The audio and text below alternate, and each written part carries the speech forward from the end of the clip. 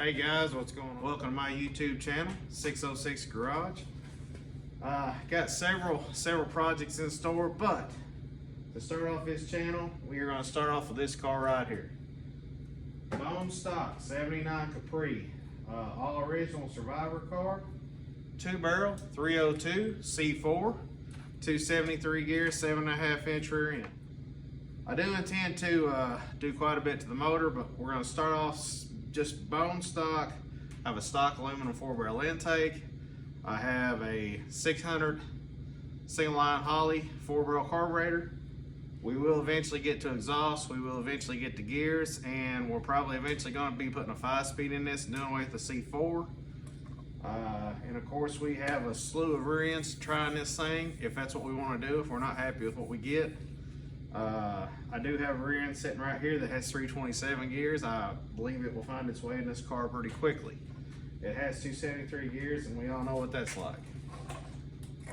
I will start off, like I said, I'm going to be putting a 4-barrel intake and a 4-barrel carburetor on this car.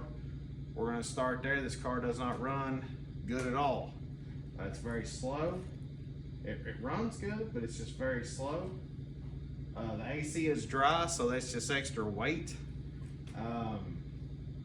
We will be removing the AC. We're just going to do little bits and things and go along as we go to see how fast we can get this car. I am going to buy a draggy so we can see the improvements. They'd be like, dude, you need a sundial. So that's where we're at with it. I will make some mods to this, and before we make any more mods, we're going to see where we're at after these mods with the draggy. And then from there, moving forward, we're going to start seeing some results with the draggy. And you know, those of you, everybody knows what a draggy is. It's basically a fancy GPS that times you off and tells your quarter-mile times and speeds and stuff. It's pretty cool, and they're fairly accurate. So I'll tell you what, let's get started. I'll show you the parts, and I might give you a preview of some projects that are coming up. This place is kind of a mess. I've been a year trying to get ready to get for this channel. I'm gonna start without being completely ready because you know, I'm never going to be completely ready. Everybody has a garage. Everybody knows what it's like. You're never completely there.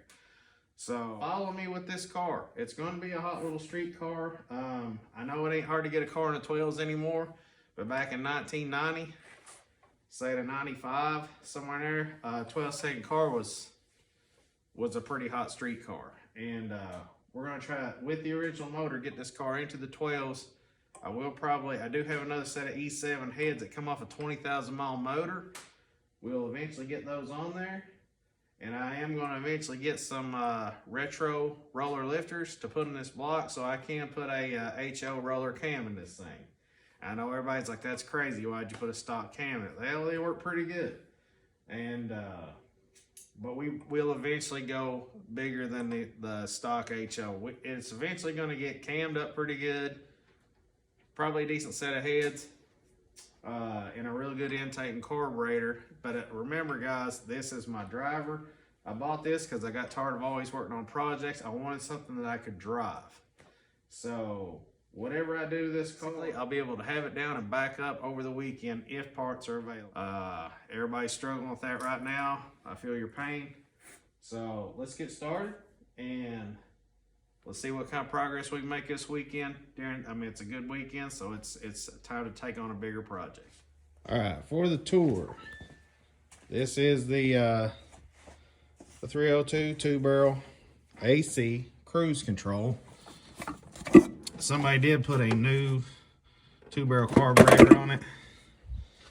Like I said, it doesn't work too good. I feel like I got it for a fairly decent price. I mean, you got cast iron manifolds. Obviously, it's going to go. It's got the typical 15 by 8, 5.5 inch backspace wheels. I'm not crazy about them. I like the 4.5 inch backspace, and I'm old school. I like them to come out close to the edge of the thing. This car's not perfect. It's got a little bit of rust in it for sure. But like I said, it's a Survivor. It's a driver. But I will say everything works. The radio works. The console works. The lights work.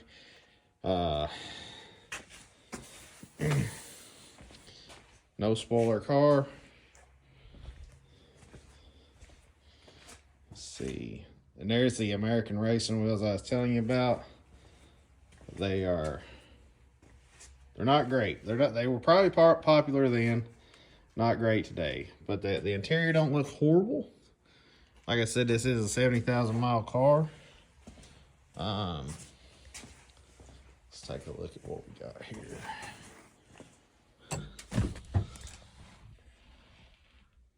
You can't see it. 70,585, and that is factory. I think the fella that owned this car passed away about 8 or 9 years ago. Car hadn't drove much. I bought that at Cincinnati. Nice couple, very nice people, and I can tell that this car was her father's pride and joy.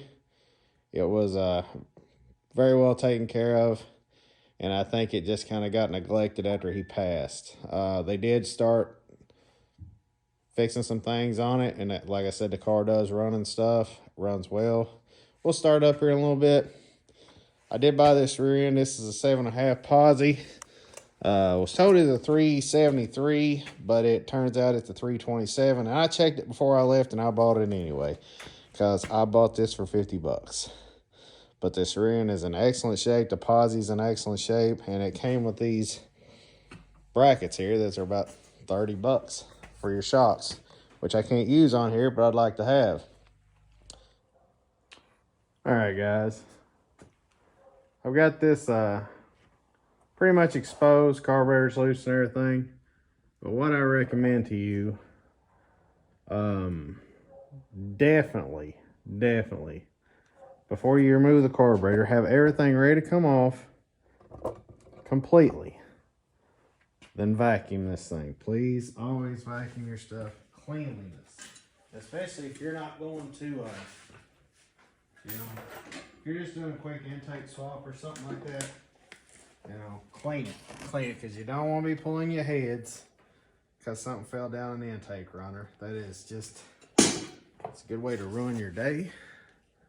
And, you know, Thanksgiving weekend, who needs any of that? So, matter of fact, I think I dropped a nut over here.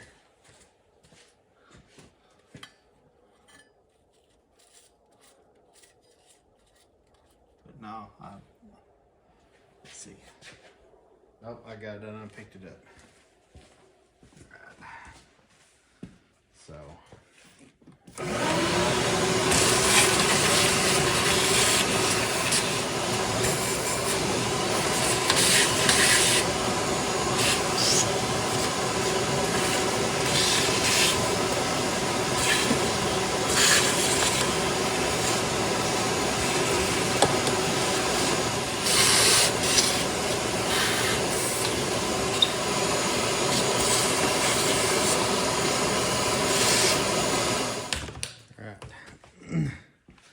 Now I'll start removing the intake.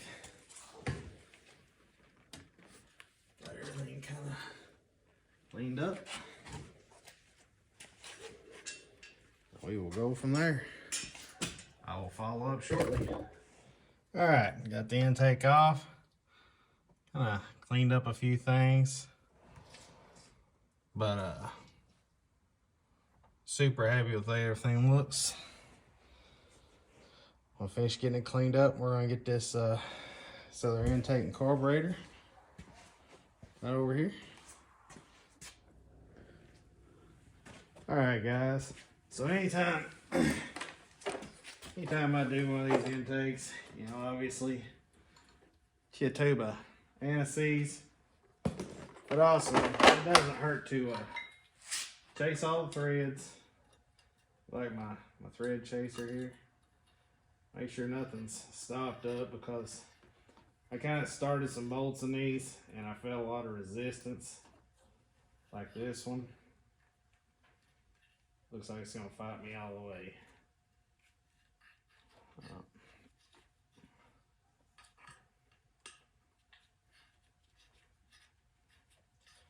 Then after you run the tap thumb, take an air hose, blow them all out real good. I mean, you don't have many to chase. You got the 2 throttle bolts here, and this one's for the coil. This is almost ready, and then I'm gonna go run the tap through the heads And then I'm gonna clean it, I'm gonna vacuum, and then wipe everything down one last time. And we will get ready to glue this intake down and torque it down. So, it's definitely something I recommend. And I'm gonna blow these out and put anti-seize in them. Okay, next thing we'll be doing, putting a new thermostat in. I went with a 180. Now I did clean this up. The temperature element, whatever you want to call it, always goes to the inside where this is grooved. You want to lay it right there, that way I'll hold it in place, because these are a nightmare to put on if you did not. And I think this is super cool right here. I guess I'm behind times. Maybe they've always been like this. I don't remember. Yeah. Just don't get no better than that right there. That is so cool. And it holds that thermostat housing.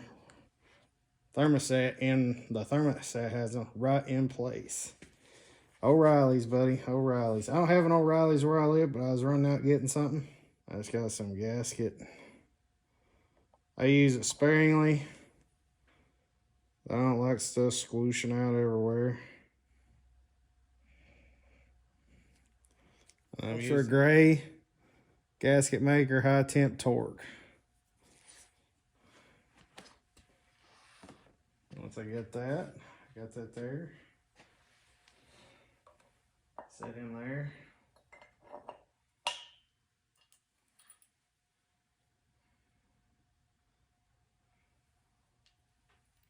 Well, anti-seize. I don't use a lot of anti-seize, and I will probably still end up looking like the Tin Man after it's all said and done with. And like I said, somebody previously used anti-seize on this before I got started. So, that being said, I don't really need a lot. So get me started there. Already got this stuff all over me. All ready.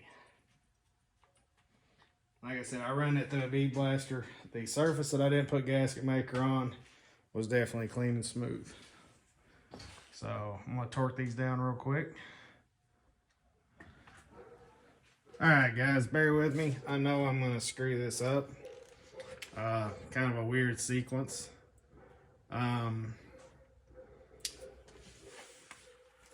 So like I was saying, what I did here, I chased these threads. I cleaned everything really good, vacuumed everything. The very last thing I did was vacuum everything. But right before I vacuumed everything, I took a little oiler with 10W30 and I dropped a drop of oil. Every bolt hole in the head, I dropped a drop of oil down it. I want to make sure that all the torque specs are consistent.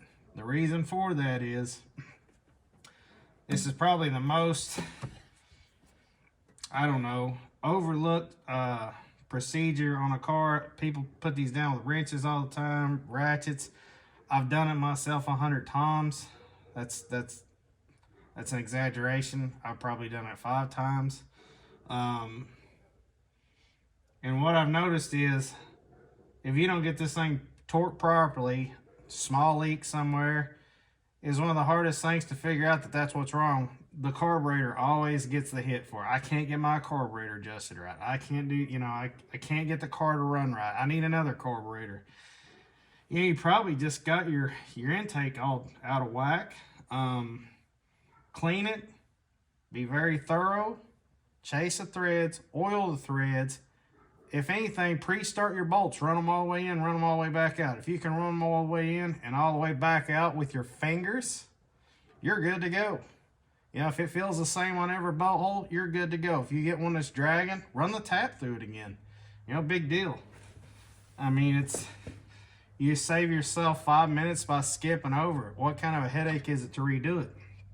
All right, now there's pretty weird torque sequence to this. Now, I am kind of spoiled. I do have a decent torque wrench. The torque specs on these are 23 to 25 foot-pounds. It says to start out with 23 to 25 and then retorque after you've torqued at 23 to 25. I like to do it several times. So I'm going to start off with 10.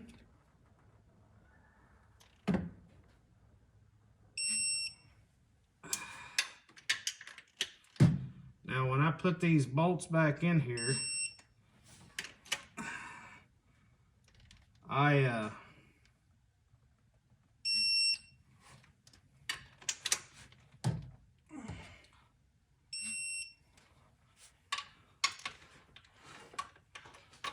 are my glasses with me?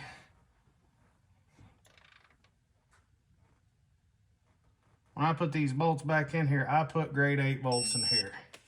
I know it's not necessary, but I don't know what the deal is with 4 bolts. Those things will snap off like it ain't nobody's business.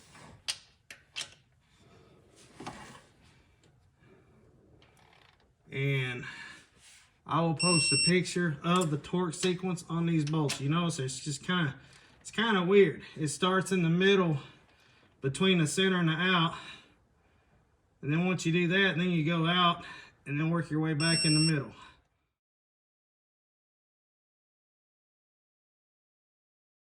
So now we go back over to this one, closer to the front. And then we go back over to this one, closer to the back. Jump over.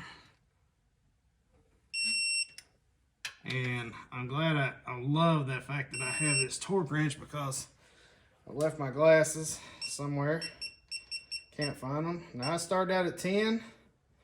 I'm gonna go to 18.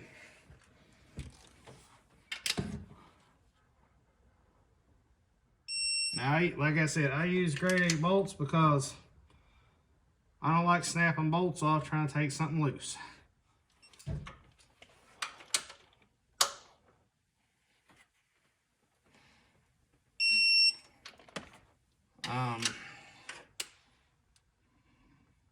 Any torque wrench will work fairly decent. They all should be fairly accurate, but if they're not, the accuracy matters more, that they all snap the same. I mean, you might read a few pounds off, but as long as they all click at the same. Now, if you get one that snaps just all over the place, throw it in the garbage. Let me see that one. I'll go back to this one.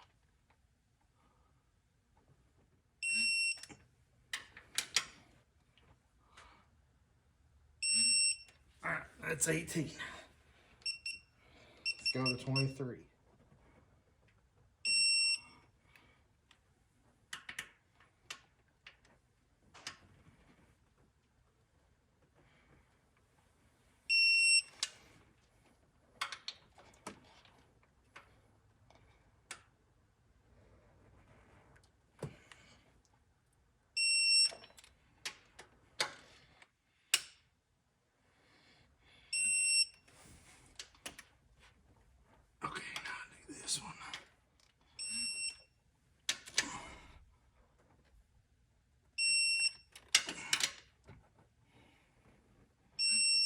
All right, so now, really, she's set for forward. I'm gonna let it sit for a minute. Go back over it one last time, 24 foot-pounds. Just kind of letting her rest. Almost done. Okay.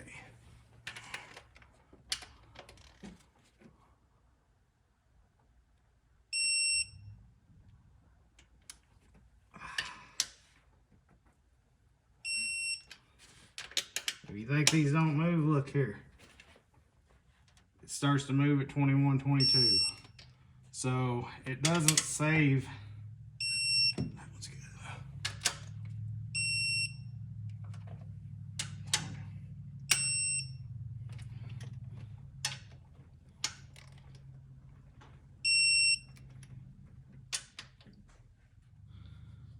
All right.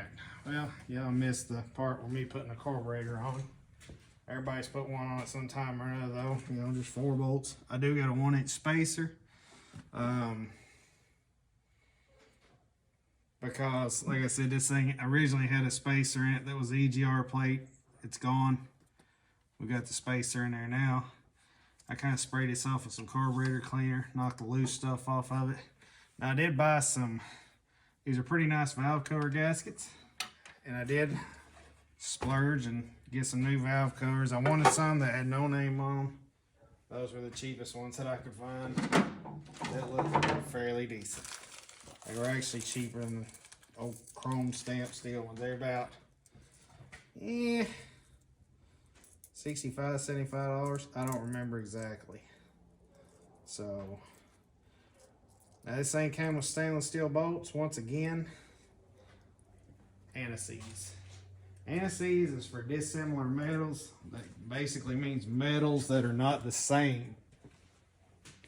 Dissimilar. They're not similar. Well, you just can't beat some good antices. I tell you.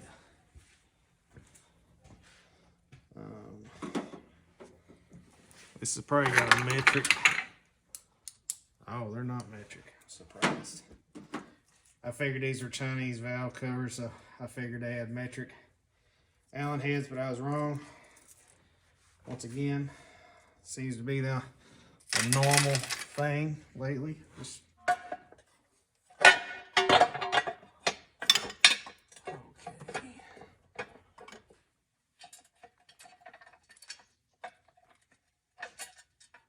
so, you get one started. Don't tighten it down. Now once you get a couple going, you can start getting somewhere. I usually like to get the center ones done first, but this one was, man, kind of.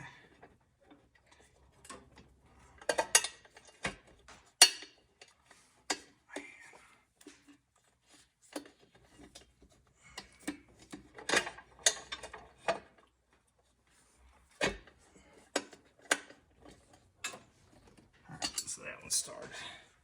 So they should get, like I said, get a couple started.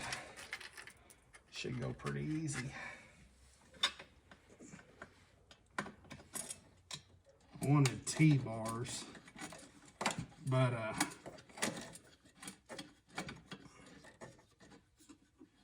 I'm gonna go ahead and get this thing running. So maybe later on I'll get some old T-bars. I just like them, they look old. I just like old nostalgic looking stuff, especially on an older car, you know. That's why, obviously you can tell I'm not an LS fan. Just something about it, you pop the hood on an older vehicle and see a motor come out of a Silverado. It's kind of a turn off to me. This is me though. I guess it's just aggravating it, you know. Just anybody can jerk one out of a junkyard and, hey, you know, I got a high horse car. Yeah, they run good. You can't knock them. One thing about it, you cannot knock an LS. They do run good. But just like everything else, you start losing the craftsmanship of somebody being able to tear apart a motor and taking the time to build one.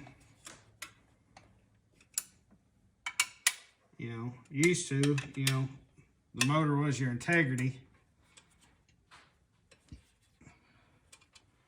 What kind of, you could tell what kind of person you was by the way you built your engine. Did you care about it? Did you slap it together? And our people, it's lucky they get away with doing some crazy stuff.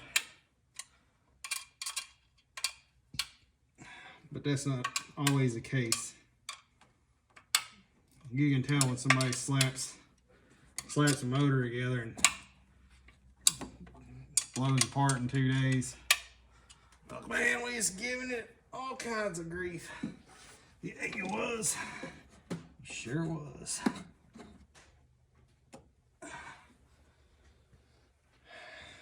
Well, we're actually pretty close to, I gotta redo this fuel line here. And actually, I'm going to just right to there. I need to take the coolant sensor out and put right here. I need to put a new end on it. I'll probably just put an eye on it and a little nut because the inside of this is broke off, so the coolant sensor doesn't work. Other than that, it's starting to come together. This other side, it's already cleaned, ready. And I'll visit you guys here shortly. Really? You gotta be kidding me. Good times. Good times. A circlip for that, or a C-clip.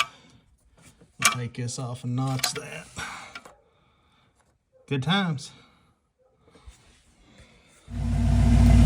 Sounds so good.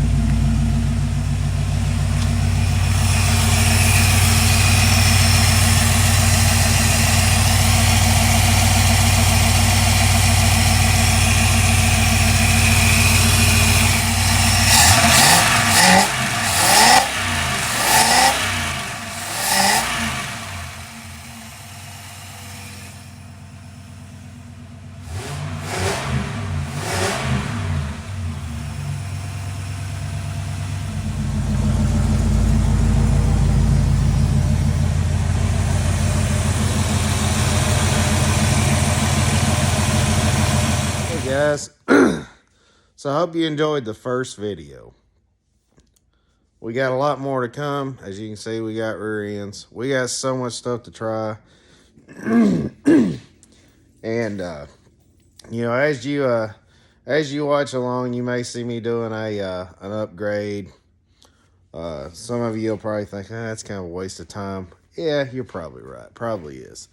But we've got a lot of stuff to try, a lot of parts, intakes, carburetors, camshafts, you know, rear ends, all different, you know, gear ratios and stuff. Just, you know, bear with me. I'm just doing this for everybody else, and it's just for me too. We're going to see what each upgrade can do for your vehicle. Bear with me. I'm no YouTube guy, but I'm trying, and I'm going to try to, you know, give everybody a baseline or an idea of what they can expect out of some of these upgrades. So I hope you enjoyed it. I hope you like and subscribe. And now the tail end of this video has been shot after the fact. Now the first video I believe I did on Thanksgiving weekend. And we're already in February. So it's took me a minute to get to this point of actually getting these on the YouTube. I've got many more videos I've already recorded. This car's actually come a long way since I started this. So be looking forward to, you know, plenty of videos, and I'll get you up to speed, and hopefully we can get on a regular basis and I can start uploading content regularly. That's my goal. And I hope everybody enjoys it, and I hope it, you know, takes off and everybody really gets involved with it, really likes it, and, you know, gives me ideas. you know, give me ideas. We'll try it, or we might not. You know, I'm not rich. I'm not doing this for a living. I'm doing this for play. This is actually motivation to help me get some of my projects done. And I can take you guys with me along the ride. So just keep going. I want to say this is not going to be a Fox Body channel. I may have a majority of my stuff is Fox Body stuff. I mean, I've got a few of them. But there'll be other cars that isn't Fox Body. So, but a majority of the content will be Fox Body. And, you know, just a lot of the stuff we'll be doing, a lot of carbureted stuff, some fuel injected stuff.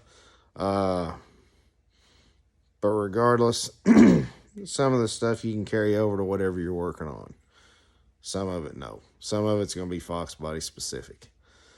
And hopefully we venture over to maybe an older car, like a 30s model Ford or something like that, later on to come. Guys, enjoy the video. Enjoy the videos to come. Thank you. Have a great day.